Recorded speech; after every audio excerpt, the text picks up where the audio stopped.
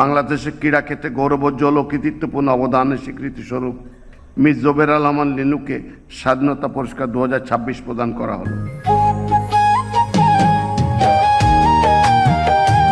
এবারের পুরস্কার ক্রীড়াক্ষেত্রে পাচ্ছেন জোবেরা রহমান লিনু।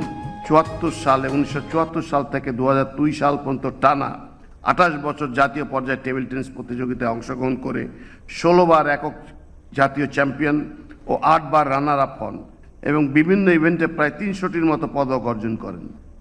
2002 সালে তিনি গিনেস ওয়ার্ল্ড রেকর্ডসের অন্তর্ভুক্ত হন। 1980 সালে ভারতের কলকাতা অনুষ্ঠিত এশিয়ান টেবিল টেনিস চ্যাম্পিয়নশিপে তিনি পঞ্চম স্থান অধিকার করেন। তিনি 1979 সালে একই বছর টেবিল টেনিস ও সাইক্লিং উভয় ক্ষেত্রে জাতীয় চ্যাম্পিয়ন হন। তিনি একজন লেখক এবং সামাজিক সংগঠকও। বাংলাদেশের ক্রীড়াক্ষেত্রে গৌরবোজ্জ্বল ও কৃতিত্বপূর্ণ অবদানের স্বীকৃতিস্বরূপ মিস জোবেরা রহমান লিনুকে স্বাধীনতা পুরস্কার 2026 প্রদান করা হলো।